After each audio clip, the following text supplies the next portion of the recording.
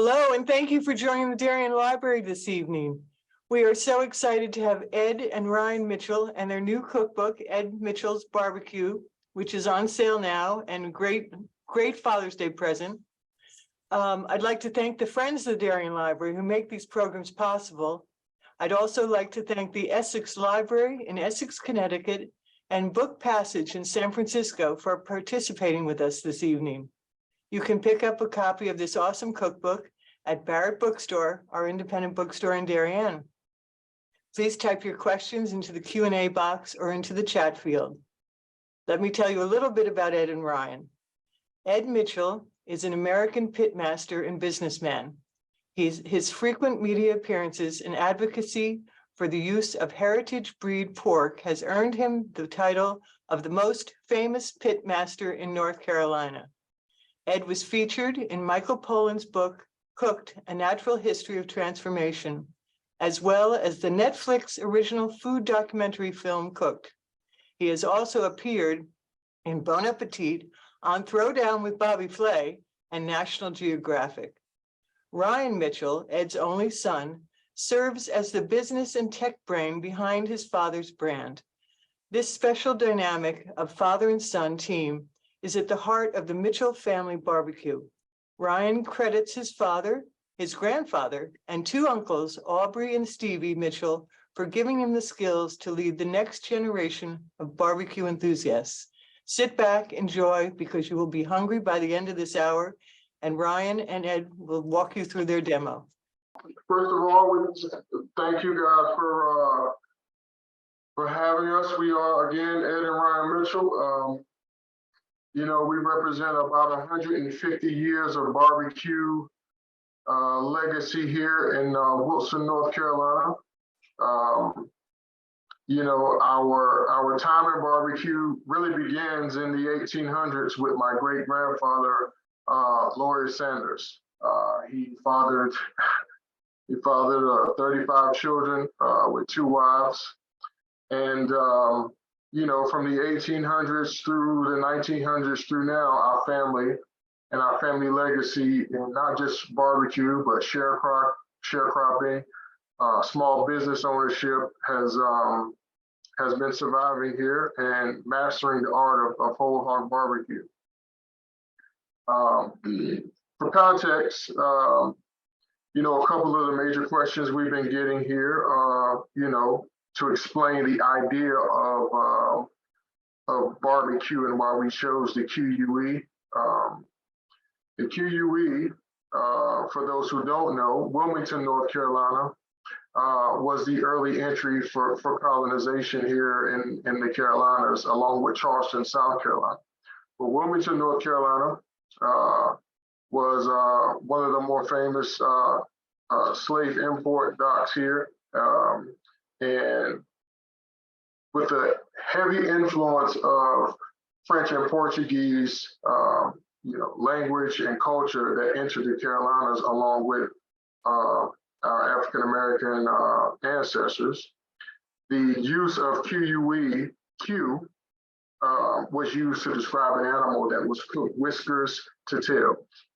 So you'll see CUE used around the barbecue industry for, in various different ways, but QUE is almost synonymous with the cooking of an entire animal.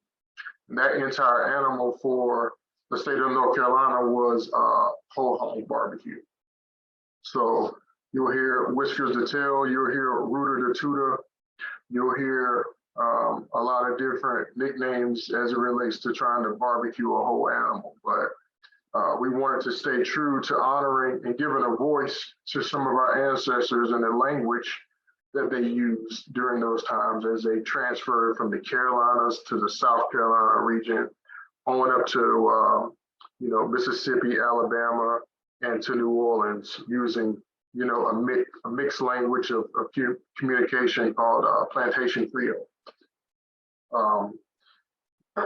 As you open the book and kind of comb through it, you'll also notice there is a bit of an elevated tone to on how we chose to photograph a lot of the dishes. that strategy is to try and bring, a new vision or a new light to barbecue in its sense. Our family dinner table growing up, the elders in our family, my grandmother and her family, and my sisters and mother would always elevate our dinner table, even with the simplest of recipes. Here in the South, that became a tradition for family dinners and Sunday dinners, to try and give a little more sense of pride to some of the things that we were eating, and trying to have a real farm to table lifestyle experience as we ate our food. Major contributions. I also want people to understand this book could not have been done without Zella Palmer. She is our co-writer from New Orleans, a master researcher from Dillard University. She is also responsible for producing and orchestrating a lot of the historical photographs that you'll see throughout the book, as it explains, the history of barbecue through our eyes. Ms. Lisa Henderson is a renowned historian here from Wilson, North Carolina. She monitors the website called blackwilson.com. She is responsible for really bringing to highlight a lot of the forgotten news and contributions for African Americans here in Wilson, North Carolina. John T. Edge, he is the director of the Southern Foodways Alliance. Really, the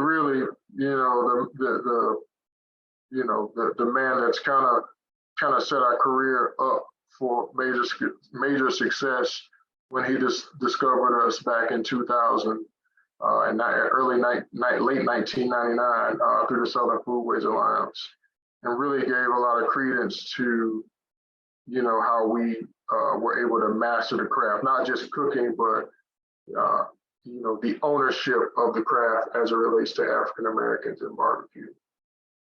And last but not least is Dr. Howard Conyers. He is a literal rocket scientist from South Carolina, but he hails as one of the most authentic voices in the world of barbecue. His love and his passion for barbecue is unmatched. And he's been able to tie that in with a lot of his recognition through the Barbecue Hall of Fame, Kingsford Charcoal Preserve the Pit Coalition as well. So those are the people that are responsible for putting this project together. And the masterful photography that you'll see here is from Bax Miller, which is a local North Carolina-based photography company who specializes in just amazing elevated photography for food and beverage. And so these are the masterminds behind Ed Mitchell's Barbecue as a project. So, we like to get into some Q&A if that's fine with you guys. A demo piece here, I hope, well, maybe too early for demo, but if we can get into some Q&A and figure out some things that you guys would love to know, then we can begin. I have some questions that were called in earlier today. And so, can you hear me? I can, yeah. Okay. Someone wanted to know, what's the difference between a wet and a dry rub? Yeah, so the wet rub is, the wet rub is used with a base of barbecue sauce, right? So a lot of grillers and a lot of barbecue technicians like to spray their meat down and have it marinated in different types of barbecue sauce, and then they'll sprinkle the seasoning on after, and then grill it, i.e. wet, which means with sauce on it. And then there is those who just like to use, a very simple cut of meat, very, organic cut of meat, and you season it with just your seasoning, just your salt and pepper, or preferably one of these great seasonings here, pork rub here from True Made Foods, a little bit of salt, pepper, a little bit of date powder, a little bit of smoked paprika, and some of the barbecue staples. And you're grilling it from a very dry, a dry starting point. Okay, so that means, so North Carolina is a dry rub, pretty much? Yeah, North Carolina, I mean, we don't, you know, chop whole hog barbecue here in the Carolinas, it relates to the entire animal, okay? So we don't rub anything on our hogs before we cook them. We do the process afterwards.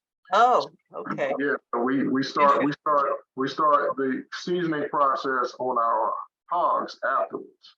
Now, as it relates to our ribs and chicken and other things that may go on the grill, we start from a relatively dry standpoint. We do. Okay. And we bake sauce afterwards. Someone asked, how long does it take to cook a full pig? Well, that depends on the size, obviously. We like to cook an animal that's been dressed out probably around 125 to 150 pounds. And normally it takes 8 to 10 hours, Wow. you know, to cook him. So is that low heat? Well, for some cookers, some pit masters, it's low heat, but I do a little different. You know, I like for my heat to be a little hotter, so I do what they call a little fast and hot, a little routine that I go through. But it's a lot of people like to do what is called low and slow. Well, that's, to me, I think that's all right. That's fine if that's comfortable for you. But I like, as I said before, I like my temperatures a little higher, and because I like for the heat to really get into the meat early. Inside the book, you'll see a process called banking. All right, and it gives a very, detailed explanation on what my dad was just speaking about. We use a technique, called hot and fast, and that allows the animal to cook the meatier parts a little bit faster, and allows the tender parts along the middle of the animal where the tenderloin is to kind of be a little bit more simmering, go at a slower pace. So it's a technique that we use to kind of get the hog done at higher temperatures without burning the middle of it. And we want the entire animal to get done at the same time. Correct. Yeah. Someone asked, tell us about your product line, and is it available in Connecticut, and where can we purchase it? It is. True Made Foods, that's our barbecue sauce. We have 7 barbecue sauce hues. We have an amazing ketchup. We have 3 amazing mustards as well: honey mustard, regular mustard, and a Bavarian mustard. But our barbecue sauces, just to give a little story behind that, right around 2016, my father was diagnosed as a pre-diabetic, and we were trying to figure out, just how we were going to use, our platform to kind of attack, some of the sugar and the additives that have been added to a lot of our condiments, specifically with barbecue sauces. And so if you look at the average bottle of barbecue sauce, it has gone completely away from its roots, and is really just, half sugar and water and, tomato paste. So we developed a line of barbecue sauces without using any sugar, no added sugar per se. We use a serum of butternut squash and carrots as a sweetener. And we created 6 different SKUs for each region. And so it's something that's very near and dear to our heart. Our Memphis barbecue sauce just got voted the healthiest barbecue sauce in the country. And, when most people think of barbecue sauce, using the word healthy kind of seems a little, like an oxymoron, so to say, but it's really not. Our flavors and the ingredients that we put in these bottles are really just ingredients that my grandparents and great grandparents used when they weren't pouring, a bunch of different sugars and additives inside of every condiment that we use. So we really didn't reinvent the wheel. We just went back and got some old family recipes and left out, a bunch of the processed cane sugars and things of that nature. So you can find our barbecue sauces if you're in Connecticut area, you can find them in Whole Foods, Sprouts, national. Those are our national stores there in that area. You can also hit up the website, truemadefoods.com and or the pitmaster edmitchell.com. And you can find there's a tab in there that shows the location nearest you, so you don't even have to drive around and try to figure it out. Pinpoint it right to your closest address. That sounds great. Could you tell the audience a little bit about your background, Ryan? Because you've had a long journey to get back to barbecuing. I have. I was the kid that grew up in the restaurant industry. I grew up in the barbecue business alongside my dad. And at that time we entered the business, it was how, it was what he used to kind of keep me in trouble and teach me how to keep me out of trouble and teach me how to, earn some of the things that I wanted out of life. It taught me about hard work and taught me about, managing my money and managing my time. So, growing up, cooking barbecue was, and working in the restaurant industry was a chore. So, to a certain degree. So when I graduated high school and got out of college, it was the last thing I was thinking about doing. I was ready to get out, and see the world and kind of get my place in corporate America and go after some of the things. And I was playing football at the time at East Carolina University. And so it was a time for me to kind of spread my wings a little bit. And I wasn't thinking about, trying to cook anymore. I was so secure that this, my education and my political, my friends and my ties to the jobs and the things that I was going to be doing was going to be so solid, right? So after about 6-7 years in corporate America, I was working for some of the larger investment banks around the country, and we went through, the financial crisis hit 2009, 10, 11, and we laid off about 1,500 people, and I was in that number. And so, after staring at, being in a cubicle and, and being, somewhat not really pursuing my passion for about 10 years there, I decided that it was time, for me to really focus on some of the things that my dad was trying to get me to do for a long time, which was, oversee this family business. And at that time, he had already, he had been, he hadn't stopped. He was laying the pace. He had beat Bobby Flay on Food Network, multiple accomplishments. But at, the time I got laid off was almost simultaneous, the same time that our brand was kind of coming up, for us to figure out, okay, it's time to take this serious. And so, that's what we decided to do. So it's been a great journey to navigate back and get back into the fold. Ed, do you want to share a little of your background with the audience as well? Well, my background is sort of simple. I do have a 4-year college degree, but the thing that make us work is that I'm from the old school, and I just have a basic sociology degree, and I don't have any technical skills other than just a basic 4-year degree. And so I was very adamant about trying to get Ryan to come back into the fold, because he would bring things to the table, some talents to the table that I felt that we would need as I began to rise in popularity as it relates to cooking barbecue and people trying to understand what it is that I'm doing, and how can I market this? How can I make this into a family business more so? And so I just set the pace and just continue to pray and hope that I can get him back involved from that end, because I need it. I'm not the sharpest tool in the barn, but I'm not the dullest one either.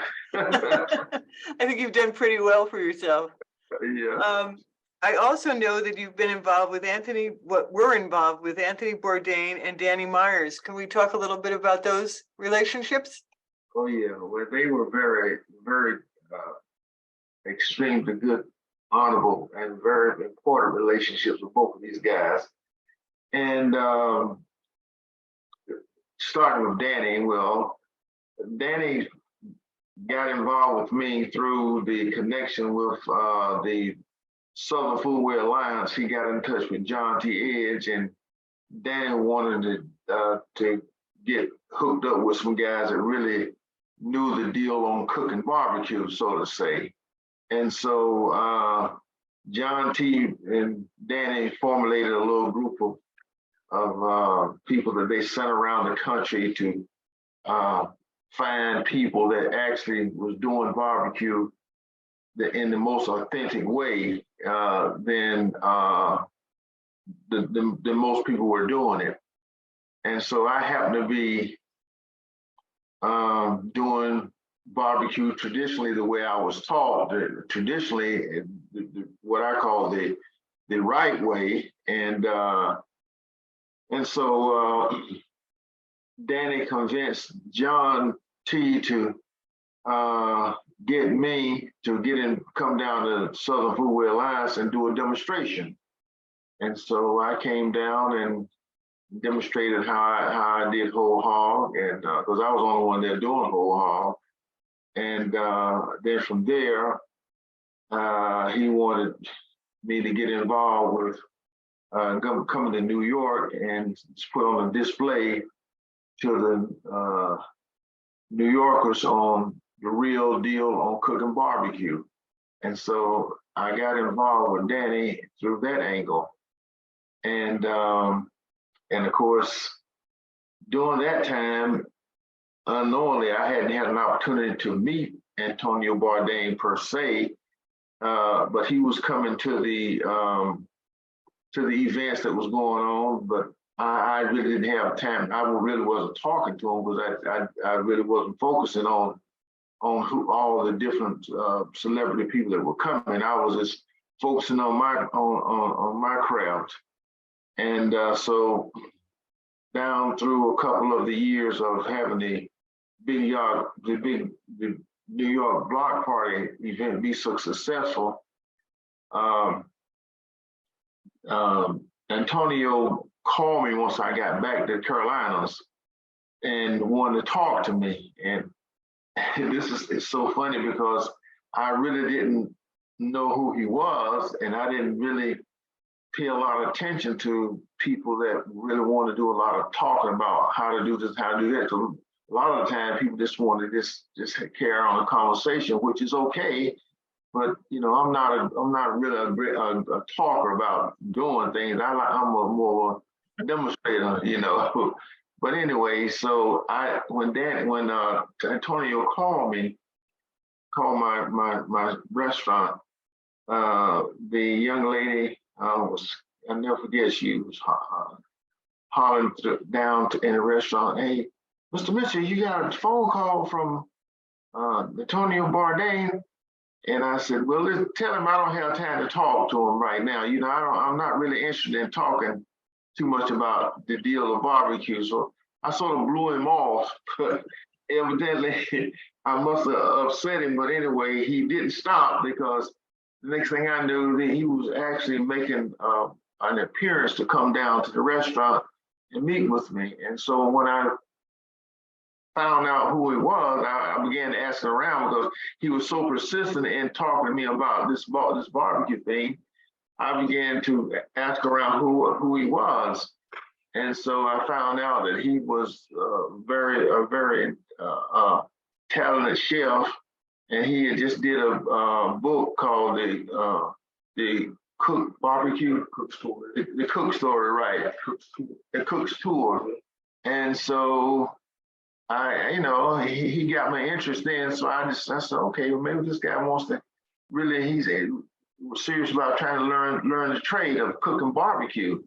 And so I said, yeah, come on now, we talk. So he came down and met with me. He wanted to see exactly if I was really doing all the things that everybody was doing, all the hoopla about what Ed was doing when it was coming to cooking whole hog barbecue, because people just weren't doing that, And of course, he came down and he spent the day, and matter of fact, spent a couple of days down, and we cooked barbecue, and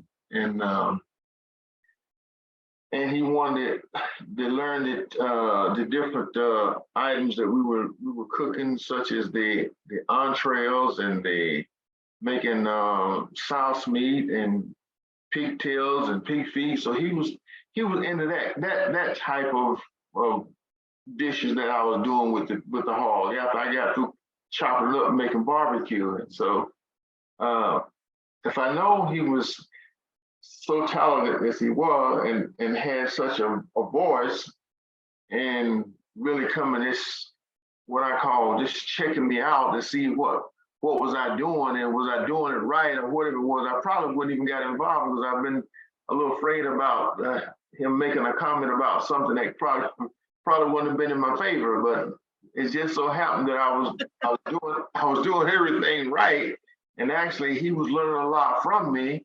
And so at the end of the day, I was the first one that ever, he came down, and I was a guy that was back in the pits, sweating and cooking and chopping and cooking whole hog barbecue, and I had the same title on the marquee. I was same guy in the back. I was the same guy in the front of the building. So he wanted to make sure that I really wasn't front for somebody, and I was just doing. I was really adamant about doing my own thing, and that's how I met both of those guys.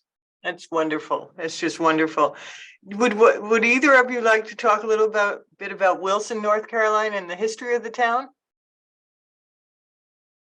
Well, Wilson is it's a small, good, little warm country town. I mean, it's not a whole lot about it.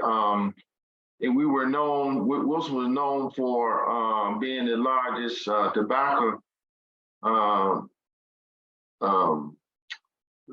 exporter, and so that's the name that Wilson got. There was a lot of people, a lot of farmers, and a lot of tobacco owners and producers, and so the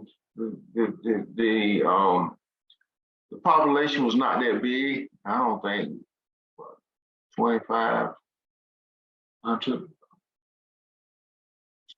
3,000 or whatever, but it's just a small town, but it's a warm town, and so but everybody was into cooking barbecue, and that's because the farming industry or the tobacco industry was the economic engine in Wilson, and so they were noticed so that after every tobacco season, the farmer would always put on a pig picking, and all the people that worked on the farms for that year, came to the pig picking that was given by the farmer. So we were noted for having great shingdings and pig pickings and so forth. So that's the lesson from Wilson. Yep. And then the barbecue industry exploded here in Wilson, North Carolina, in right around the 1970s, 80s, because tobacco was one of the largest exports. We were a part of one of the largest exports for tobacco in the country, and so most of the major highway infrastructure that ran through here as far as transportation was totally different than any other surrounding city. So 301 Highway, 95, all of the major ins and outs in the railroad track also was centered around Wilson because we were exporting so much tobacco. So then, along comes barbecue, and the three major barbecue restaurants, set up shop here within the same 10, 15-mile radius. And so it became, the go-to place to find and learn about good barbecue. So, as we begin to grow and develop, that's how we kind of earned our stay here as kind of barbecue central. We're probably about an hour, 2 hours from the beach, and then another 45 minutes from the state capitol. And so the proximity was just was perfect. Yeah, and one of the fascinating things about Wilson, they became to be a stop off, a tourist attraction, because when people want to barbecue from New York to North Carolina to Wilson, we were the same distance from New York than the distance from what's as a stop off area from Wilson to Florida. And so it came to be a real excellent stop off point. Did any other industry replace tobacco as large? No, we hog farming. Yeah. Oh, okay. Let's see what else we've got here. Someone wanted you to talk about the different regions of barbecue. I guess they mean the different states. But did we talk about that?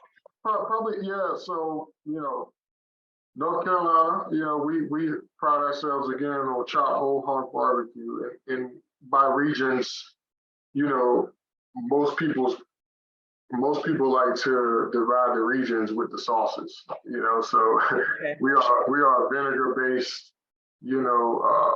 crushed red pepper, vinegar based hot sauce type of like our region is Eastern North Carolina is dedicated to the vinegar style of barbecue sauce.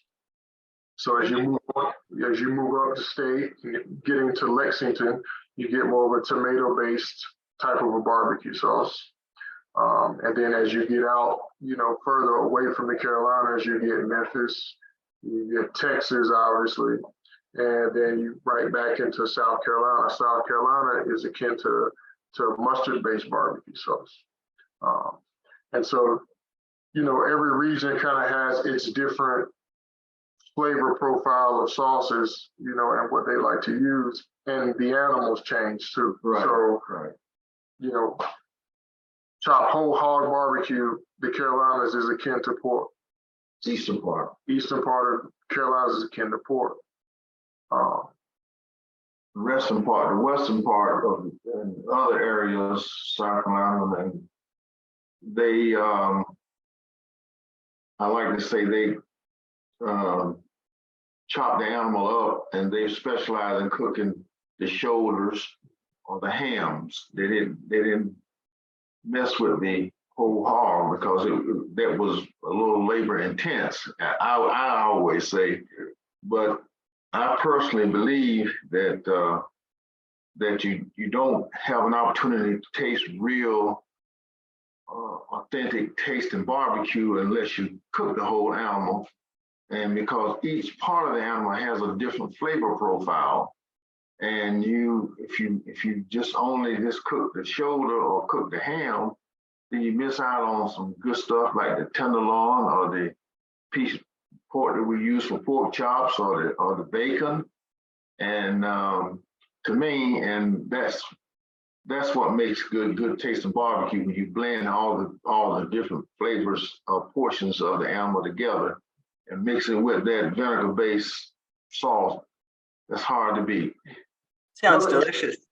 Another interesting thing about the regions as well is like you kind of like when you really study it, you kind of understand, well, what animal was like the animals drive the economic part what each state calls barbecue, right? So, the pork became extremely popular for the Carolinas because it was, the areas by which the hog could survive in and be bred in, and the farming aspect of it was very suitable for the Carolinas. You get obviously up, more west and Midwest, you notice the cow starts to take over, beef starts to take over the more you get into the vast lands of, obviously for Texas and the area.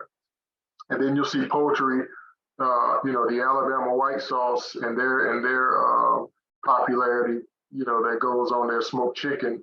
You'll see poultry kind of change up in there. And then you see pieces of the animal. Memphis is, their ribs are their claim to fame. And then, same thing with Kansas City. And then people start to kind of divide what they call, barbecue by what animal they're actually specializing in cooking. That's so interesting. As I said, this book is such an interesting history to read.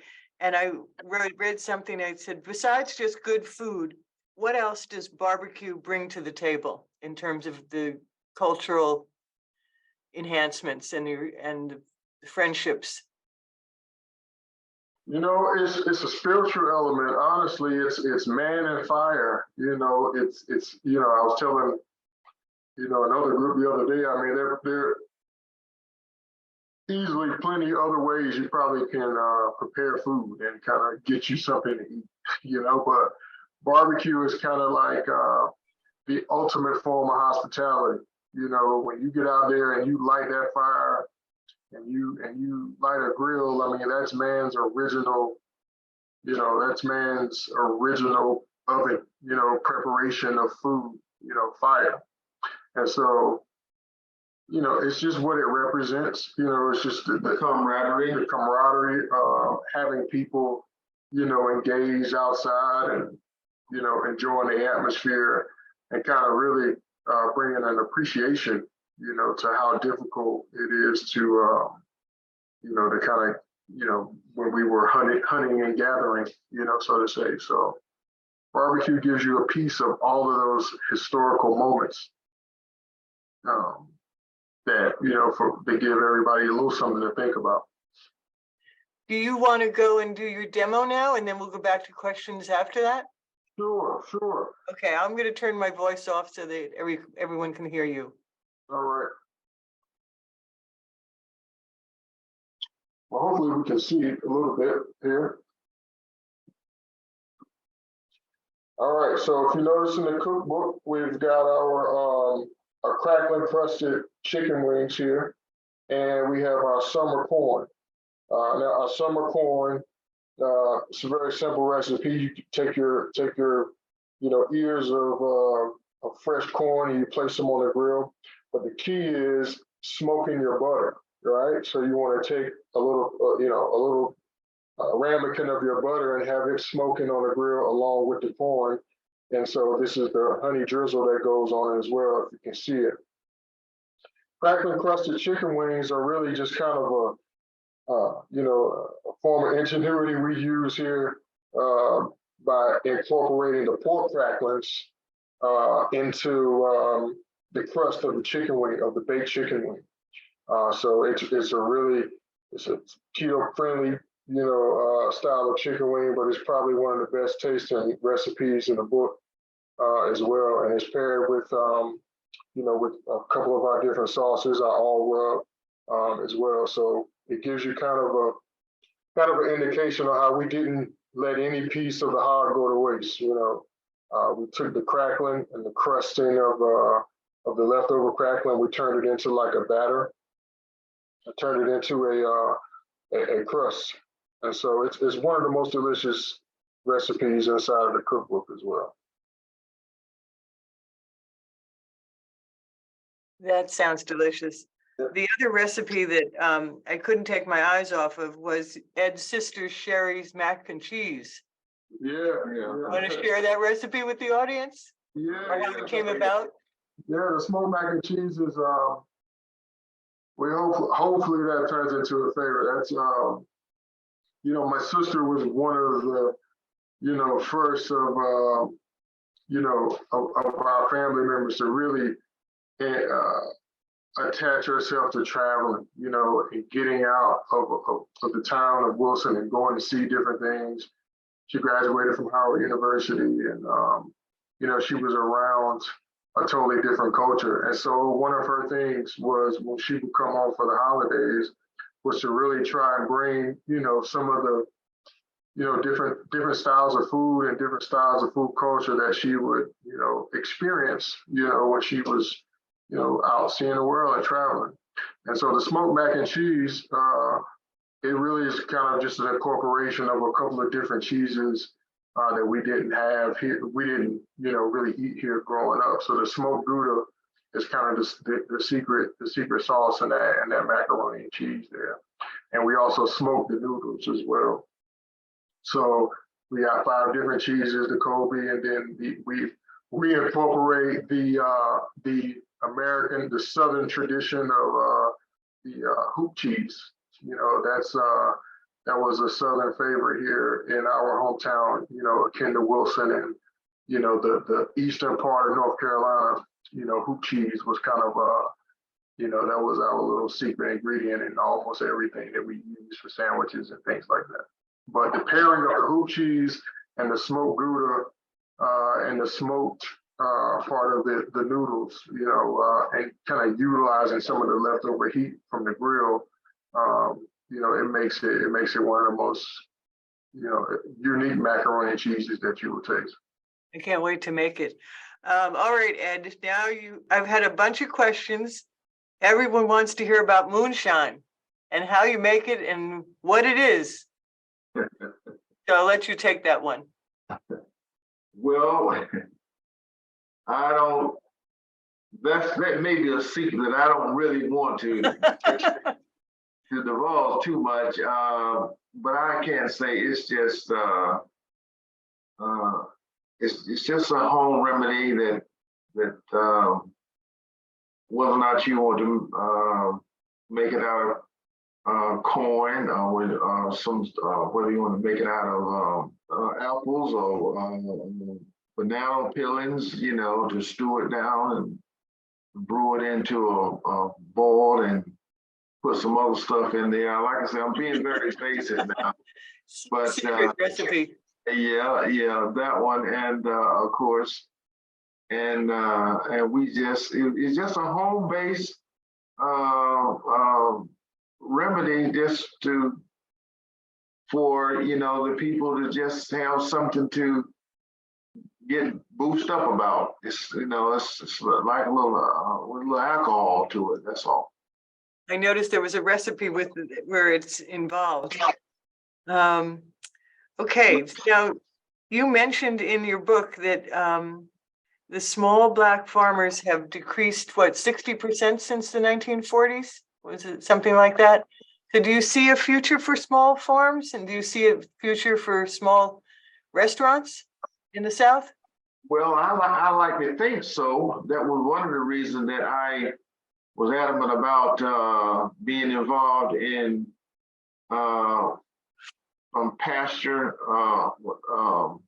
pasture-raised animals involved in my development of my barbecue, because of the small guy. He wasn't big enough to have an operation that could generate enough products, to support industry or commercialized operation.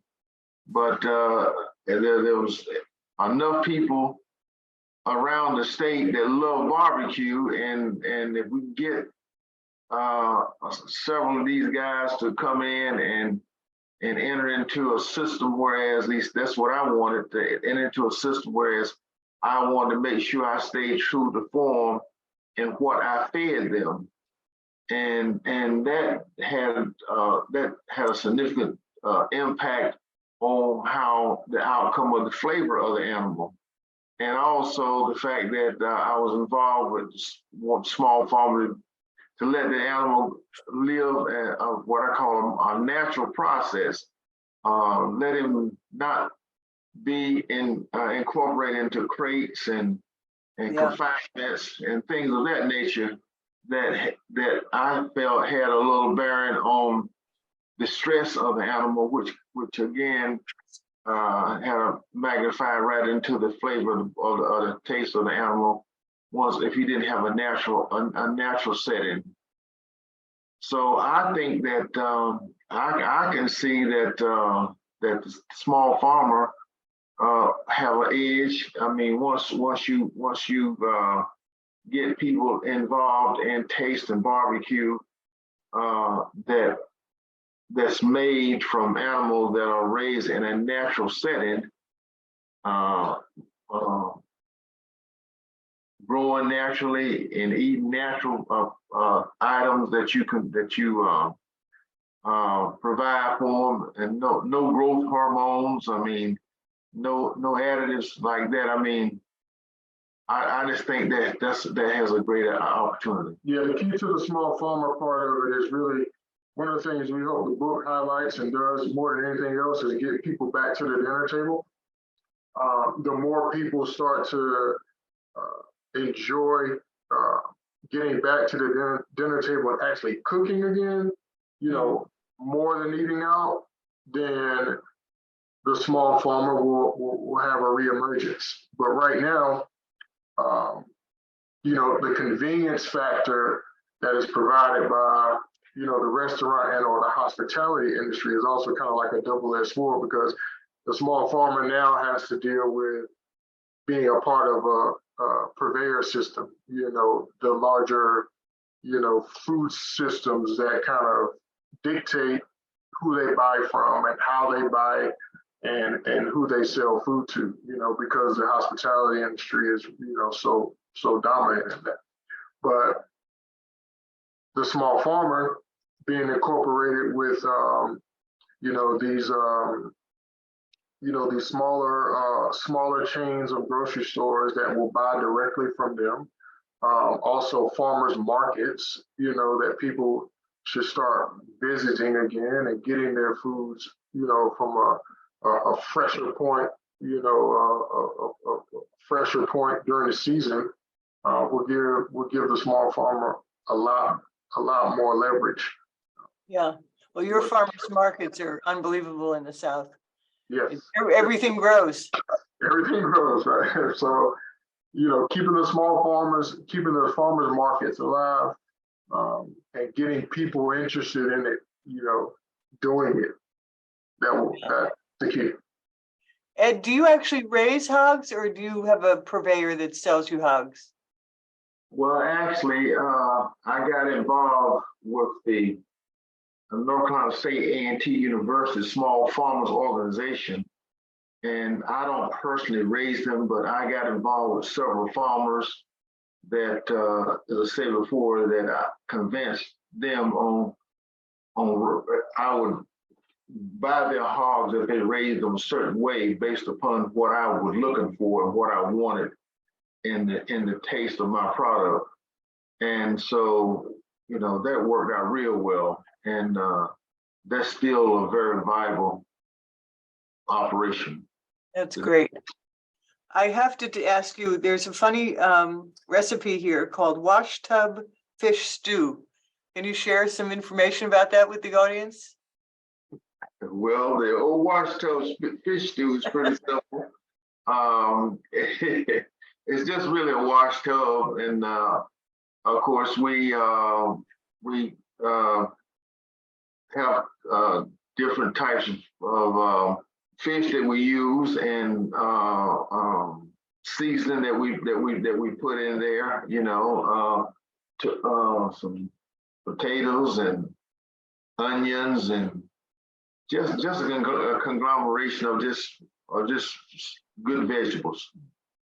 The wash tub was a symbol of you know, of probably the most utilized, you know, dish around the farm and around the area that we grew up in. So we were trying to give it a little, you know, give it its place in what some of the multiple uses that we saw the wash tub used for, coming down from the creek, you go down, take the wash tub down to the creek and gather some of the fish that you were getting and bring your water and all that kind of stuff back. It was a very unique, a unique time to where we use that thing for almost any and everything around as it relates to farm life.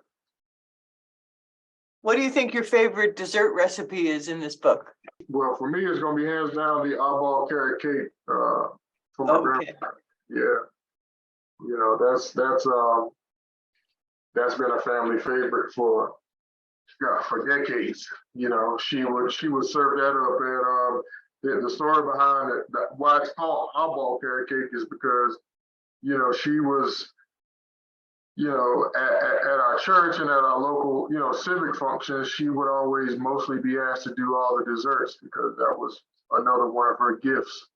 But the way in which she would separate her cake, where she would use yellow icing, right, and the coloring of it.